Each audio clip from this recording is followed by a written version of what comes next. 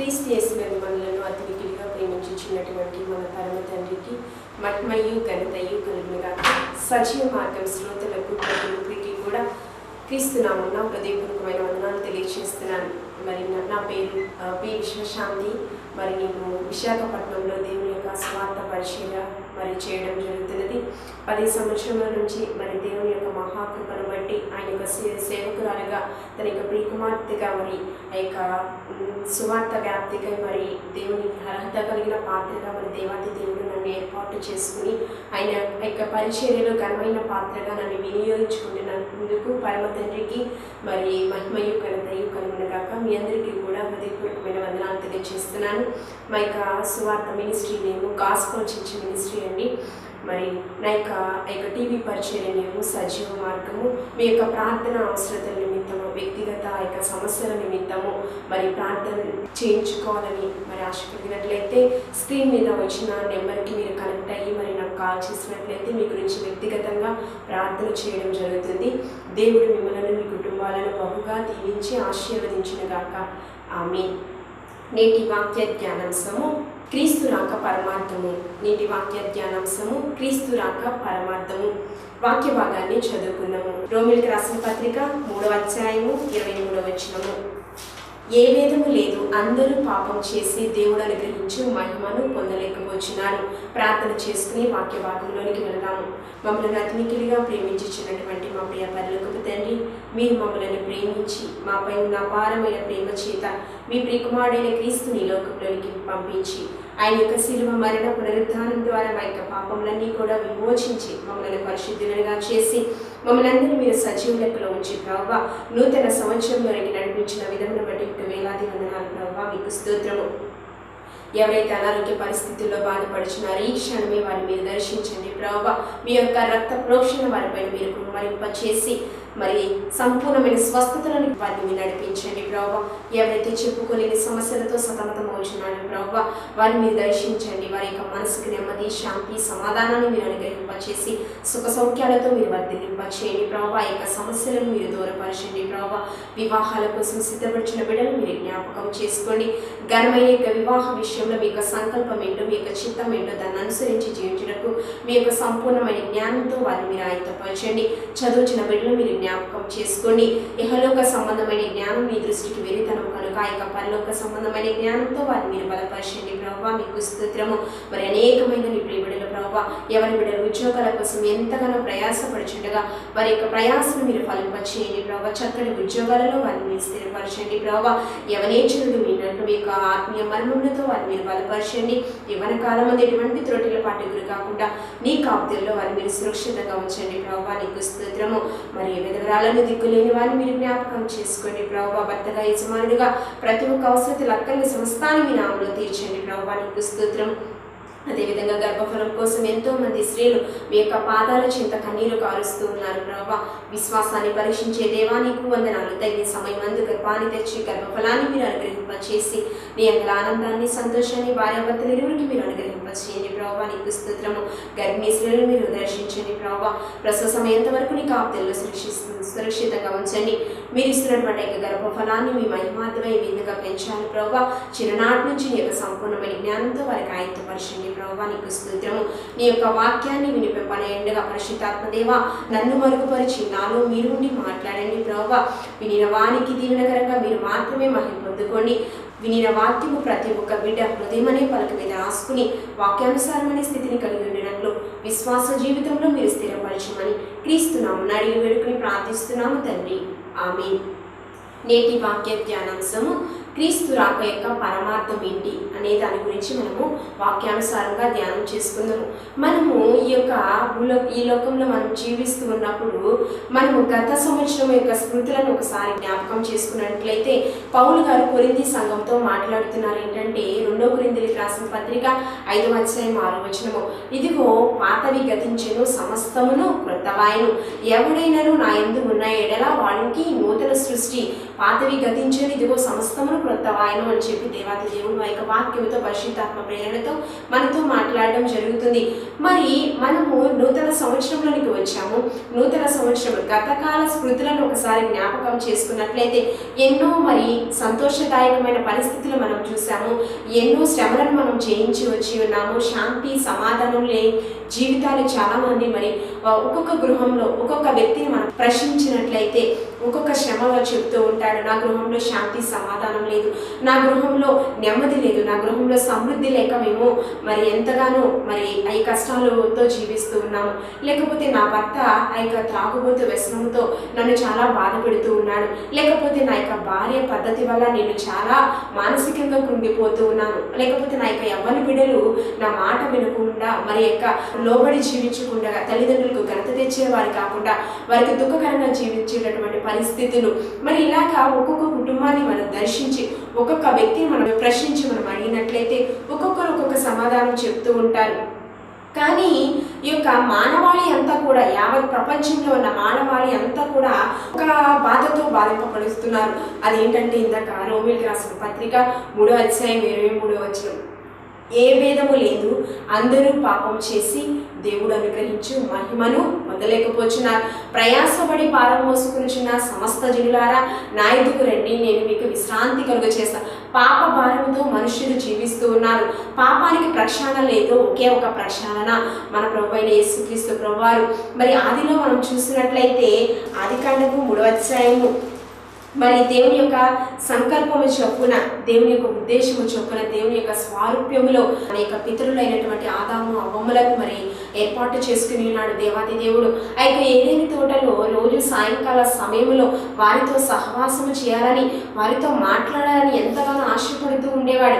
మొదటిగా సృష్టినంతటి నిర్మించిన తర్వాత ఆదాము అవ్వములను మరియు తన యొక్క స్వారూప్యంలో మరి శిల్పాలుగా చెక్కిన తరువాత మరి దేవాది దేవుడు మీరు ఫలించండి, అభివృద్ధి పొందండి, విస్తరించండి, ఈ భూమిని స్వతంత్రించుకోండి మరి దేవాది దేవుడు మరి ఒక వాగ్దానాన్ని వారికి ఇచ్చారు, ఒక ఆశీర్వాదకరమైన వాగ్దానాన్ని వారికి ఇచ్చాడు. మరి సృష్టి అంతా చేసిన సమస్తాన్ని చేసిన తరువాత దేవాది దేవుడు సమస్తాన్ని చూసి ఎంతగానో సంతోషించాడు. చూడండి ఆదికాండము 1వ అధ్యాయం 31వ వచనము, దేవుడు తాను చేసినది యావత్తును చూచినప్పుడు అది చాలా మంచిదిగా నుండెను. ఏంటండి, తను చేసిన సమస్తాన్ని చూసి పరమ తండ్రి ఎంతగానో సంతోషించాడు. కానీ ఆ సంతోషము మరి చాలా తక్కువ సమయంలో వరకే ఆయనకి మిగిలి ఉన్నది. మనం చూసినట్లయితే తన యొక్క స్వారూప్యమందు మరి ఏర్పాటు చేసుకున్న ఆదాము అవ్వములకు మరి సమస్తాన్ని ఇచ్చేసి ఒక కండిషన్, ఒక ఆజ్ఞ పెట్టాడు. ఏంటంటే మంచి చెడులు తెలివిచ్చే వృక్ష ఫలాన్ని మీరు తినకూడదమ్మా, తినిన ఎడల మీరు నిశ్చయముగా మరి చనిపోతారు, నాతో మీకు సహవాసము కోల్పోతారు, నాతో మీకున్న సంబంధము తెగిపోతుంది, అంతేకాదు ఏదేను వనము నుంచి మీరు బహిష్కరించబడతారు అని చెప్పి దేవాది దేవుడు ఇచ్చినటువంటి ఆజ్ఞను అతిక్రమించారు. మరి అపవాది వచ్చింది, అవునా అని చెప్పి ఒక ప్రశ్నార్థకమైన మాటతో అవ్వమ్మతో మరి మాట్లాడడం జరిగింది. మరి మొదటిగా ఆదాము దగ్గరికి వచ్చింది. ఆదాము బలహీనమైన ఘటము కాదు కాబట్టి మరి త్వరగా లోబడలేదు, తన యొక్క మాటను మరి స్వీకరించుకోలేదు. మరి అవ్వమ్మ అయితే మరి బలహీనమైన ఘటము కాబట్టి అవునా తిని ఎడల దేవదూతల వలె మరి నేను ఉంటానా అని చెప్పి అపవాది మాటలకు లోనైపోయి తినకూడదు అంటే పండుని తినడమే కాదు తన యొక్క భర్త అయినటువంటి ఆదాము గారికి కూడా ఇచ్చి దేవుని యొక్క ఆజ్ఞను అతిక్రమించారు. ఆజ్ఞాతిక్రమమే పాపము, పాపం వల్ల వచ్చే జీతము మరణము. ఆత్మీయంగా సమయం మందు వారు చనిపోవడం జరిగినది. మరి దేవాతి దేవుడు సాయంకాల సమయంలో వచ్చి వారితో మాట్లాడడం జరిగింది. ఎందుకు మరి ఎక్కడున్నారంటే చెట్ల పొదల్లో వారు దాక్కున్న పరిస్థితి, వారి దిగంబరులుగా ఉన్న పరిస్థితి. ఎందుకు ఇలా చేశారంటే నువ్వు ఇచ్చినటువంటి ఈ స్త్రీ అని చెప్పి ఒకరి మీద ఒకరు నేరారోపణ చేసుకుంటున్నాం అక్కడ జరుగుతుంది. మరి దేవాతి దేవుడు బిడ్డల పైన ఎంత అపారమైన ప్రేమ ఉందో మరి కోపం కూడా ఆయన ఉగ్రత కూడా ప్రారంభ దశలో చూపించడం జరిగింది. మరి వారికి వచ్చినటువంటి శాపమే అవ్వమ్మ అయితే పురిటి నొప్పులతో బిడ్డలు కనాల్సిన పరిస్థితి, అది శాపము. మరి ఆదాము గారికి అయితే మరి కష్టించి మరి నీ యొక్క కుటుంబాన్ని నువ్వు పోషించాలి. మరి ఇటువంటి శాపాన్ని మనం ఆది నుంచి మనం చూస్తున్నాము. ఆ వారి నుంచి వచ్చినటువంటి పాపమే మనకు కూడా ఇంకా ఉన్నది. అయితే సర్పాన్ని కూడా మరి శపించడం జరిగింది. చూడండి ఆదికాండము 3వ అధ్యాయం తన యొక్క ప్రియకుమార్తెని శపించడం జరిగింది. అదేవిధంగా వారిని మోసగించిన ఆ యొక్క సాతాన్ని కూడా, ఆ యొక్క ఘట సర్పమైనటువంటి ఆ యొక్క సాతాన్ని కూడా విడిచిపెట్టలేదు దేవాతి దేవుడు. తాను ఏ విధంగా శపించాడో చూడండి. ఆదికాండము 3వ అధ్యాయము 15వ వచనము, మరియు నీకును నీ స్త్రీకిని నీ సంతానములకు ఆమె సంతానములకు వైరము కలుగ చేసేదను, అది నిన్ను తల మీద కొట్టును, నీవు దానిని మడమ మీద కొట్టుదు అని చెప్పాను. అది నిన్ను తల మీద కొట్టును. అది అంటే ఫుట్పోతులకు మనం వచ్చినట్లయితే ఆ యొక్క ఫుట్పోత్ 1 నెంబర్, ఆయన నిన్ను తల మీద కొట్టును. ఎవరంటే ఆ ఘట సర్పాన్ని కొట్టేటటువంటి ఏకైక నాథుడు నా ప్రియకుమారుడైన క్రీస్తు. ఆ యొక్క ప్రారంభ దశలోనే క్రీస్తు గురించినటువంటి ఆ యొక్క ప్రవచనము మాట్లాడడం జరిగింది. అయితే పాపము ఆదిలో ఆ యొక్క ఆదాము అవ్వమల నుంచి వచ్చినటువంటి ఆ యొక్క పాపము మరి తర్వాత మనం చూసినట్లయితే మొదటిగా దేవాది దేవుడి సమస్తాన్ని చూసి సంతోషించినటువంటి ఆయన ముందుగా మరి 6వ అధ్యాయం మనం చూసినట్లయితే ఆదికాండం 6వ అధ్యాయం 5వ వచనము, 6వ అధ్యాయం 5వ వచనం, నరుల చెడుతనము భూమి మీద గొప్పదనియు వారి హృదయం యొక్క తలంపులలోని ఊహ అంతా ఎల్లప్పుడూ కేవలము చెడ్డదనియు యెహోవా చూసి తాను భూమి మీద నరులను చేసినందుకు యెహోవా సంతాపము నొంది తన హృదయంలో నొచ్చుకుని మీరు ఎందుకు నేను నా యొక్క స్వారూప్యమందు సృజించానా, ఎందుకు ఇక నిర్మించానని చెప్పి తనను తాను దుఃఖపడుచు ఎంతో సంతాపం వ్యక్తపరుస్తూ ఉన్నాడు. మనుష్యుల యొక్క పాపము ప్రబలిపోయి ఉన్నది ఆ దినాల్లోనే. అయితే నీతిమంతుడైన నోవాహుని జ్ఞాపకం చేసుకుని ఉన్నాడు. నోవాహుతో మాట్లాడుతున్నాడు, నోవాహు నువ్వు వెళ్ళి ఓడను సిద్ధపరచు. అది ఒక వర్షాకాలం కాదు, ఏమీ కాదు. మరి నీతిమంతుడైన నోవాహుని జ్ఞాపకం చేసుకుని ఉన్నాడు. నీతిమంతులను ఈ లోకంలో దేవాతి దేవుడు విడిచిపెట్టేవాడు మాత్రము కాదు. అయితే నోవాహు దేవుని యొక్క ఆజ్ఞలను ఆ యొక్క కట్టడలను విధులను అనుసరించి జీవించాడు, వాక్యానుసారంగా జీవించాడు. అంతేకాదు నోవాహు దేవునితో కూడా నడిచాడు. అయితే నీతిమంతుడైతే ఆ యొక్క నోవాహుని జ్ఞాపకం చేసుకుని తన యావత్ కుటుంబాన్ని రక్షించాడు. కానీ నోవాహు కుటుంబం సురక్షితంగా ఉంది. హెబ్రీయులకు రాసిన పత్రికలు అయితే ఆ యొక్క నోవాహు కుటుంబం సురక్షితంగా సంతోషంగా ఉన్నప్పుడు యువతల నోవాహు యొక్క మిగతా వాళ్ళంతా కూడా ఇక జల ప్రళయముతో దేవుని యొక్క ఉగ్రతతో ముంచెత్తిన పరిస్థితి మనం అక్కడ చూస్తూ ఉన్నాం. తర్వాత ఆ యొక్క సొదొమ గొమొర్రా పట్టణాన్ని నాశనం చేయడం జరిగింది.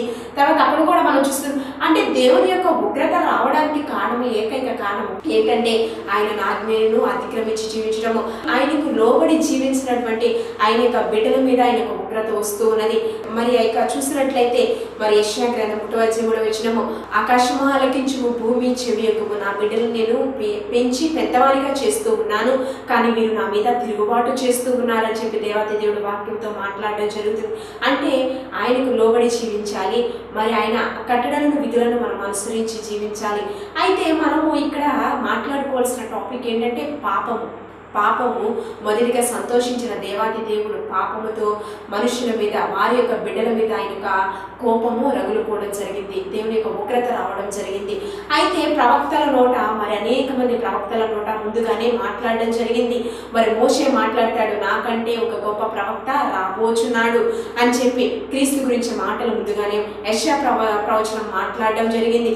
దావీదు ఆ యొక్క కుటుంబం నుంచి ఒక చిగురు రావడం జరిగింది. జకర్యా ప్రవచనము ఒక మరి యొక్క చక్రవ ప్రవచనము నెరవేర్పు మరి ఇక్కడ మనం చూస్తూ ఉన్నాము. ప్రారంభ దశలో మాట్లాడిన ప్రవచనము మరి 600 సంవత్సరముల తర్వాత ఎక్కడ మాట్లాడడం జరిగిందంటే క్రొత్త నిబంధనలో ఆ యొక్క రోమిలికి రాసిన పత్రికలో మనం చూసాం కదా, ఏ భేదము లేదు, అందరూ పాపం చేసి దేవుడు అనుకుని పాపములో ఉన్నటువంటి మనుషులను విడిపించి దేవుని యొక్క మహిమైశ్వర్యము చొప్పున మనల్ని ఆశీర్వదింపచేసి ఆ యొక్క తండ్రి రాజ్యములో చేర్చుట కొరకు మన పాపములు మానవులు చేసినటువంటి యొక్క పాపములకు ప్రతిగా శిక్ష అనుభవించిన కొరకు తన ప్రియకుమారుడైన క్రీస్తుని లోకంలోనికి పంపించడం జరిగింది. మత్తయి సువార్త 1:21 వచనం, ఆమె యొక్క కుమారుని కనును తన ప్రజలను వారి పాపముల నుండి ఆయనే రక్షించును కనుక ఆయనకు యేసు అని పేరు పెట్టెదరు. మానవాళి పాపములన్నీ కూడా విమోచించుటకు మరి యొక్క పరిశుద్ధాత్ముడైనటువంటి యొక్క కన్య మరియమ్మ ద్వారా తన ప్రియకుమారుడైన క్రీస్తుని లోకంలోనికి పంపించడం జరిగింది. అయితే మనం చూస్తూ ఉన్నాము పాపము ఈ లోకంలో ఎక్కడ చూసినా పాపం ప్రబలిపోతున్నది. పాపంతో మనుష్యులు విచ్చలవిడిగా జీవిస్తూ ఉన్నారు, చేయకూడనటువంటి పాపాలు చేస్తూ ఉన్నారు. క్రైస్తవుడు అంటే ఒకటే అర్థమండి, చనిపోయి తిరిగి లేచినటువంటి వాడు. బాప్తిస్మంలో మన యొక్క పాపములన్నీ కూడా విమోచించి దేవాతి దేవుడు ఆ యొక్క పరిశుద్ధ రక్తం చేత మన యొక్క పాపములన్నీ కూడా విమోచించి ఆ యొక్క కొరింథీయులకు రాసిన పత్రికలో పరిశుద్ధ రక్తం చేత మనల్ని కొనుక్కుని ఆయన సొత్తుగా ఏర్పాటు చేసుకుని ఉన్నాడు దేవాతి దేవుడు. మరి ఈ లోకములో నశించిన దానిని వెతకి రక్షించుటకు మనుష్య కుమారుడిగా ఆయన శరీరధారిగా మన మధ్యకు రావడం జరిగింది. ఆయన యొక్క శరీరధారిగా ఈ లోకంలోకి వచ్చినప్పుడు మనం అనుకుంటూ ఉన్నాము, ఏదైనా శ్రమ వచ్చినప్పుడు నీకు ఏదైనా కష్టం వస్తే తెలుస్తుంది ప్రభు, పంచపిలా సూటిపోటి మాటలు దేవుని కూడా మనం నిందించడానికి వెనకాడము. అందుకని దేవాది దేవుడు శరీరధారిగా ఈ లోకంలో 33.5 సంవత్సరాలు మన మధ్య జీవించి 3.5 సంవత్సరాల పరిచర్య మాత్రమే చేశారు. కారణ జనకుడైన యేసుక్రీస్తు యొక్క పరిచర్య ఇంకా మారుమోగుతూనే ఉంది. ఆయన 33.5 సంవత్సరాలు మనం ఏ విధంగా జీవించాలో, ఏ విధంగా పరిశుద్ధంగా మనం జీవించాలో, ఈ లోకంలో మాలిన్యంగా మనం అంటకుండా ఏ విధంగా మన హృదయాన్ని శుద్ధీకరించుకోవాలో వాక్యముతో ఆయన జీవించి మనకు చూపించి ఉన్నారు. అయితే మనం చూసినప్పుడు లూకా సువార్త 5వ అధ్యాయము 8వ వచనం, సీమోను పేతురు అది చూచి యేసు మోకాళ్ళ ఎదుట సాగిలపడి ప్రభువా నన్ను విడిచిపోము, నేను పాపాత్ముడను అని చెప్పాను. అయితే దేవాతి దేవుడు ఆ యొక్క గెన్నేసరుతో ఆ యొక్క సరస్సు తీరమున మరి యొక్క పేతురు తనతో పాటు తన సహోదరుడు ఆంద్రేయ మరి వీరు ఆ యొక్క ధోనిలో మరి యొక్క చేపల కోసం ఎంతగానో ఉదయం నుంచి సాయంకాల సమయం వరకు మరి ఎంతగానో ప్రయాస పడినప్పటికీ కూడా ఒక చేప కూడా వాళ్ళ వలలో పడలేదు. అయితే దేవాతి దేవుడు వచ్చి మీ వలను ఇక్కడ వేయండి విశ్వాసంతో. లేదు ప్రభా, ఉదయం నుంచి సాయంకాలం వరకు ఇప్పటి వరకు మేము ఎంతగానో ప్రయాస పడ్డాము కానీ ఏ ఒక్క చేప కూడా పడలేదు. విశ్వాసంతో మీరు ఆ యొక్క నిరీక్షణతో ఈ కార్యాన్ని చేయండి, మీరు ఆశీర్వాదాన్ని చూస్తారని దేవాతి దేవుడు చెప్పిన రీతిగా వలను వేసినప్పుడు ఆ యొక్క వల పిగిలిపోయినటువంటి చేపలు వాళ్ళు చూడడం జరిగింది. అయితే పేతురు ఆ యొక్క దేవాతి దేవునితో మాట్లాడడం జరిగింది. ప్రభా, నేను పాపాత్ముడుగా ఉన్నప్పుడు నేను యొక్క ఆశీర్వాదాన్ని చూడలేకపోయాను, ఎప్పుడైతే నువ్వు నాతో మాట్లాడావో నేను ఆశీర్వాదం చూచటం మొదలు పెట్టాను అని చెప్పి ఆ యొక్క వలను విడిచిపెట్టి దేవుని యొక్క పాదాలను పట్టుకోవడం జరిగింది. అయితే ఈ లోకంలో పాపిని రక్షించడం కొరకే ఈ లోకంలోనికి వచ్చాడు. ఆరోగ్యవంతుడికి వైద్యుడు అవసరం లేదు కదండి. అందుకే అనారోగ్యవంతుడైనటువంటి ఆత్మీయ స్థితిలో పతనమైనటువంటి మానవాళి కొరకు ఈ లోకంలో మనుష్య కుమారుడు యేసుక్రీస్తు ప్రభువారు ఈ లోకంలోనికి రావడం జరిగింది. అందుకే నీవు మనుష్యులను పట్టే జాలరిగా ఉండాలి. పేతురు చేపలను పట్టే జాలరిగా ఉండడానికి వీల్లేదు. ఆ యొక్క పరలోకపు యొక్క తాళం చెవులను నీకు ఇస్తాను అంటే ఈ లోకంలో నువ్వు భూలోకంలో ఏన్ని బంధిస్తావు నేను పరలోకంలో దాన్ని బంధిస్తాను, ఈ భూలోకంలో నువ్వు ఏమి విప్పుతావో నేను పరలోకంలో దాన్ని. మరి ఆ యొక్క పేతురు తను తాను రిక్తుడిగా చేసుకుని నాడు హతసాక్షుడిగా మారిపోయినాడు. శిష్యులలో మొదటివాడుగా మరి ప్రత్యేకించబడిన వాడు ఆ యొక్క పేతురును మనుషులు పట్టే జాలరుగా దేవాతి దేవుడు ఏర్పాటు చేయడం జరిగింది. ప్రియ సహోదరి సహోదరుడు, మరి మనం చూసినట్లయితే అంతేకాదు తిమోతికి రాసిన పత్రికలు మనం చూసినట్లయితే ఇందాక మనం చదువుకున్నామండి. కొరింథీ సంఘంతో పౌలు గారు మాట్లాడారు, ఎవరైనా క్రీస్తునందు ఉన్న ఎడల వాడు నూతన సృష్టి, పాతవి గతించిన సమస్తమును క్రొత్తవాయను. పౌలు గారి పాత జీవితం ఒకసారి మనం పరిశీలన చేసినట్లయితే చూడండి, మొదటి తిమోతికి రాసిన పత్రిక 1వ అధ్యాయం 12వ వచనం, పూర్వము దూషకుడను హింసకుడను హానికరుడనైన నన్ను తన పరిచర్యకు నియమించి నమ్మకమైన వారిగా ఎంచినందుకు నన్ను బలపరిచిన మన ప్రభు అయిన క్రీస్తు యేసుకు కృతజ్ఞత చెల్లించుచున్నాను. ఆ యొక్క అపోస్తుల కార్యంలో కూడా మాట్లాడడం జరిగింది. అపోస్తుల కార్యంలో దేవాతి దేవుడు ఆ యొక్క పౌలుతో మాట్లాడుతున్నాడు. పౌలైతే ఆ యొక్క శిష్యులను హింసించినటువంటి వాడు, శిష్యులను మరి దేవుని యొక్క సాక్షులైనటువంటి స్టెఫన్ యొక్క మరణాన్ని ఆమోదించినటువంటి వ్యక్తి. మరి దేవాది దేవుడు ఆ యొక్క దేవుని యొక్క పరిచర్యకు అనేక పర్యాయాలు ఆటంకాలు కలిగి చేసినటువంటి వ్యక్తి. అపోస్తుల కార్యంలో ఆ యొక్క 9వ అధ్యాయము 1వ వచనము, సౌలు ఇంకను ప్రభు యొక్క శిష్యులను బెదిరించుటను హత్య చేయుటను తనకు ప్రాణాధారమైనట్టు ప్రధాన యాజకుని యుద్ధకు వెళ్ళి అంటే శిష్యులను బెదిరించుటకు వారిని హత్య చేయుటకు కూడా ఏమాత్రం వెనకాడనటువంటి వాడు. అయితే దేవాతి దేవుడు దమస్కు మార్గంలో 5వ వచనము 9వ అధ్యాయం 5వ వచనము ఆ యొక్క సౌలుతో మాట్లాడుతున్న 4వ వచనం, సౌలా సౌలా నువ్వు ఎందుకు నన్ను హింసించుచున్నావు అని చెప్పి ఒక స్వరము మరి ఆయనతో మాట్లాడడం జరిగింది.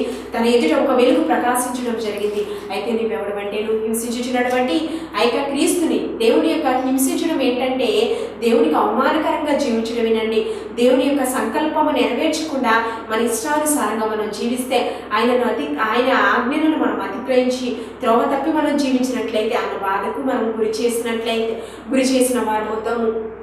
అందుకే నా యొక్క బిడ్డలు నేను పెరిగి పెద్దవాడిని చేస్తూ ఉన్నాను, కానీ వారు నా మీద తిరుగుబాటు చేస్తూ ఉన్నారు. యెషయా గ్రంథంలో మాట్లాడటం జరిగింది. అయితే హింసకుడు దోషకుడైనటువంటి మరి ఆ యొక్క నరహత్యకుడైనటువంటి ఆ యొక్క పౌలుని మరి దేవాతి దేవుడు సౌలుని మరి దేవాతి దేవుడు ఎన్నుకొని ఇప్పుడైతే సౌలు ఆ యొక్క దమస్కు మార్గంలో ఎప్పుడైతే మాట్లాడాడో, ఎప్పుడైతే పాపిగా ఉన్నాడో, కానీ చూడండి ఎప్పుడైతే దేవాతి దేవుడి యొక్క వెలుగు ప్రత్యక్షత అతను చూసి ఉన్నాడో చూడండి, మరి ప్రార్థించడము మొదలుపెట్టి ఉన్నాడు. చూడండి 9వ అధ్యాయము 11వ వచనము, ప్రభు నీవు లేచి తినని తనబడిన వీధికి వెళ్ళి యూదా అనువాని ఇంట తాసు వాడైన సౌలు అనువాని కొరకు విచారించుము. ఇదిగో అతడు ప్రార్థన చేయుచున్నాడు. ఇప్పటి వరకు హింసించినటువంటి వాడు, దేవునికి అవమానకరంగా జీవించినటువంటి అతను ప్రార్థన చేయడం మొదలుపెట్టాడు. పాపంలో జీవించినటువంటి వాడు ప్రార్థన చేయడానికి ఇష్టపడడండి. ఎవరైతే ప్రార్థన చేస్తాడో, ప్రార్థన అంటే దేవునితో మాట్లాడటం, ఎవరైతే దేవునితో మాట్లాడటం వారి పాపముకు చాలా దూరంగా ఉంటారు. ఇప్పటివరకు పాపంలో జీవించాడు, ఎప్పుడైతే దేవునితో మాట్లాడాడో, దేవాతి దేవుడు అతనితో మాట్లాడాడు, మరి తన యొక్క పాపపు జీవితాన్ని విడిచిపెట్టాడు, తన ప్రార్థన చేయడం మొదలుపెట్టాడు. ఇప్పుడైతే అంటున్నాడు బ్రతుకుట క్రీస్తే, చావైతే ఎంత మేలు ఎంత లాభం అంటున్నాడు. దేవాతి దేవుని కొరకు మరి తన ప్రాణాన్ని సమర్పించుకున్నటువంటి వాడు, తను తాను రిక్తుడిగా చేసుకున్నటువంటి వాడు, అపోస్తులలో దేవాతి దేవుడు ఏర్పాటు చేసుకున్నటువంటి వాళ్ళలో ప్రథముడుగా మరి దేవాతి దేవుడు ఆశీర్వాదాన్ని చూసినటువంటి వాడు, దేవుని కోసం తన ప్రాణాలు కూడా అర్పించినటువంటి మరి హతసాక్షుడిగా మారినటువంటి పౌలు జీవితాన్ని, మన పాత జీవితం గురించి ప్రశ్నించుకున్న ప్రియ సహోదరి సహోదర, ఏంటంటే మీ యొక్క పూర్వ స్థితి ఏంటి? నూతన సంవత్సరంలోనికి మనం ప్రవేశించాం, సంతోషమే. ఈ యొక్క నూతన సంవత్సరంలోనికి ప్రవేశించిన ఈ యొక్క సంతోష సంబరాలు చాలా మంది జరుపుకుంటూ ఉంటున్నారు. ఈ సంతోషము దేవాతి దేవునికి ఆమోదయోగ్యంగా ఉన్నదా? మరి నిన్ను నువ్వు ప్రశ్నించుకో. దేవాతి దేవుడు వాక్యం నీతో మాట్లాడుతున్నాడు. నూతన ప్రణాళికలు, నూతన ఉద్యోగము నీలో ఉన్నదా? దేవుని కొరకు దేవుని యొక్క సంకల్పాన్ని విడిచిపెట్టి నువ్వు ఇప్పటి వరకు జీవించావేమో. దేవాతి దేవుడు వాక్యం నీతో సూటిగా మాట్లాడడం జరిగింది. ప్రియ సహోదరులారా, ప్రియ తల్లులారా, నీతో మాట్లాడడం జరుగుతుంది. మరి యొక్క సమరయ ప్రాంతానికి వెళ్ళాడు, సమరయ స్త్రీతో మాట్లాడాడు. తన యొక్క పాపపు జీవితాన్ని అంతా కూడా మరి తేటగా చూపించాడు దేవాతి దేవుడు. నేను పాపాత్మురాలను, తన యొక్క పాత జీవితాన్ని అంతా కూడా విడిచిపెట్టి సమరయ ప్రాంతానికి ఒక సువార్థికురాలుగా మారిపోయింది సమరయ స్త్రీ. మరి మనం చూస్తూ ఉన్నాము ఎంతో మంది పాపంలో జీవిస్తున్నటువంటి దేవాతి దేవుడి లోకంలోనికి పాపిని రక్షించడం కొరకే వచ్చాడండి. నీకు ఒక అవకాశం ఇస్తున్నాడు. గత సంవత్సరం ఎన్నో చేయకుండాటువంటి పాపాలు చేశావేమో, ఎన్నో చేయకుండాటువంటి తప్పిదములు చేసి ఉన్నావేమో. ప్రియ సహోదరి సహోదరుడా, పశ్చాత్తాపతుడై ప్రభు యొక్క వాక్యం నీతో మాట్లాడడం జరుగుతుంది. ప్రభు యొక్క పాదాల చెంత చేరు. దేవాతి దేవుడు నిన్ను రక్షించి పవిత్రపరచుటకు, దేవుని యొక్క మహిమైశ్వర్యంలో నిన్ను నడిపించడం కొరకు దేవాతి దేవుడు సిద్ధంగా ఉన్నాడు. నీ హృదయంలోనికి దేవాతి దేవుని ఆహ్వానించు. అందుకే దేవాతి దేవుడు అన్నాడు, ఏ భేదము లేదు, అందరూ పాపులే, దేవుడు అనుగ్రహించు మహిమను పొందలేకపోతున్నారు. నీ పాపాన్ని నువ్వు విడిచిపెట్టినట్లయితే దేవాతి దేవుడి యొక్క మహిమ నీకు ఇచ్చుటకు ఆయన సిద్ధంగా ఉన్నాడు. అందుకని పేతురు రాసిన పత్రికలో నేను పరిశుద్ధుడను, మీరు కూడా పరిశుద్ధత కలిగి జీవించినట్లయితే నేనుండి చూడనని మీరు కూడా ఉండేదడు అని చెప్పి వాక్యం మనతో మాట్లాడచ్చు. ఎప్పుడైతే మనం పరిశుద్ధత కలిగి జీవిస్తామో తన దేవాతి దేవుని యొక్క మహిమను మనం పొందుకుని ఆ యొక్క పరలోక రాజ్యము స్వాస్థ్యాన్ని మనం పొందుకుంటాము. దేవుని యొక్క కృపాసమును మనకు ఉండే అవకాశము నేనుండి చూడన మీరు కూడా ఉండేదరు అని చెప్పి అర్హత లేని మనలను దేవాతి దేవుడు ఆయనకు ఆశీర్వాదం ఇచ్చుటకు సిద్ధంగా ఉన్నాడు. పుచ్చుకున్నటకు నీవు నేను సిద్ధంగా ఉన్నామా ప్రియ సహోదరి సహోదరుడా? మరి దేవాతి దేవుడు క్రీస్తు రాక పరమార్థం ఒకటేనండి, మానవాళి పాపములను విమోచించి పరిశుద్ధులుగా మనందరినీ కూడా నిర్దోషులుగా నిష్కలంకులుగా మరి ఆ యొక్క తండ్రి ఎదుట నిలవబెట్టుటకు మరి వధువు సంఘముగా మనమందరము ఆ యొక్క సిద్ధపడే వరుసలో మనమందరము ఉన్నామా లేదా అని మళ్ళీ మనం పరిశీలన చేసుకుని ఎక్కడైనా మన యొక్క జీవితాన్ని మార్చుకుందాము. దేవునికి ఇష్టపూర్వకంగా దేవుని యొక్క సంకల్పాన్ని నెరవేర్చేవారుగా మనమందరం ఉండాలని దేవాతి దేవుడు వాక్యం మీతో మాట్లాడడం జరిగింది. దేవాతి దేవుడు మిమ్ములను మీ కుటుంబాలను బహుగా దీవించి ఆశీర్వదించునుగాక. ఆమె కళ్ళు మూసుకొని ప్రార్థన చేసుకుందాం. పరిశుద్ధుడానికి వందనాలు, పూజనీయుడా వందనాలు, గరుడా గొప్ప దేవుడానికి వందనాలు. నీ యొక్క వాక్యముతో ప్రతి ఒక్కరితో మీరు మాట్లాడిన విధమును బట్టి వందనాలు ప్రభువా, నీకు స్తోత్రము. అవును ప్రభువా, మానవాళి పాపములను విమోచించిన కొరకు మా పైన అపారమైన ప్రేమ చేత నీ కుమారుని క్రీస్తుని మా మధ్యకు పంపించి ప్రభువా, ఆయన యొక్క మా కొరకు అనేకమైన శ్రమలు, నిందలు, అవమానాలు పొందినారు ప్రభువా. ఆయన శిలువ ఆ యొక్క మరణ పునరుద్ధానం ద్వారా మా యొక్క పాపములన్నీ కూడా విమోచించి మమ్ములను పరిశుద్ధులుగా చేయుటకు ప్రభా మీ ప్రియకుమారుడైన క్రీస్తుని మా మధ్యకు పంపించిన విధమును బట్టి మీకు లెక్కలేని స్తుతి స్తోత్రాలు ప్రభా. మరి ప్రతి ఒక్కరు కూడా ఆ యొక్క సమయాన్ని సద్వినియోగపరుచుకుంటూ ప్రభా జ్ఞానుల వలె కాకుండా జ్ఞానము కలిగి మీ యొక్క ఉగ్రతకు మరికి కారకులు అవ్వకుండా ప్రభా మీకు ఆశీర్వాదాన్ని పొందుకునే వరుసలో ప్రతి ఒక్క బిడ్డను మీరు నిలబెట్టుకోండి. ఎవరైతే వ్యక్తిగతంగా ఏ అవసరతలతో మీ మధ్య ఉన్నారో ప్రతి ఒక్కరిని మీరు దర్శించండి. వారి యొక్క సమస్యలను మీరు దూరపరచండి. సంతోషమైన సమాధానంతో మీరు నింపండి ప్రభా. ప్రతి ఒక్కరిని సుఖ సౌఖ్యాలతో మీరు వర్ధిల్లింపచేయండి. ప్రతి ఒక్కరికి సమృద్ధి అయిన స్థితిని మీరు కలుగచేయండి ప్రభా. నీ వాక్యము ప్రతి ఒక్క బిడ్డ హృదయం అనే పలుకు మీద రాసుకునే వాక్యానుసారమైన స్థితిని కలిగి ఉండేటట్టు నీ యొక్క సంపూర్ణమైన జ్ఞానంతో బలపరచండి. విశ్వాస జీవితము మీరు స్థిరపరచమని క్రీస్తునామమున అడిగి వేడుకుని ప్రార్థిస్తున్నాము తండ్రి. ఆమేన్. యేసు రక్తమే జయం, శిలువ రక్తమే జయం. ప్రభు యేసు నామములో మీకు సంపూర్ణమైన విజయం కలుగునుగాక. ఆమేన్. అందరికీ వందనాలండి. దేవుడు మిమ్మల్ని మీ కుటుంబాలను బహుగా దీవించి ఆశీర్వదించునుగాక. మీ యొక్క ప్రార్థన అవసరత నిమిత్తము స్క్రీన్ మీద వచ్చే నంబర్కు మరి కాల్ చేసినట్లయితే మీ గురించి వ్యక్తిగతంగా ప్రార్థన చేయడం జరుగుతుంది. ఉపవాస ప్రార్థనలో కూడా మీ గురించి జ్ఞాపకం చేసుకోవడం జరుగుతుంది. మీరు మా గురించి కూడా దేవుని యొక్క పరిచర్యలు ఇంకా ఎక్కువగా మరి బలంగా వాడబడినట్లు మీ యొక్క ప్రత్యేక ప్రార్థనలో కూడా మా నిమిత్తము కూడా మీరు జ్ఞాపకం చేసుకోండి. దేవుడు మిమ్మల్ని దీవించునుగాక. ఆమేన్.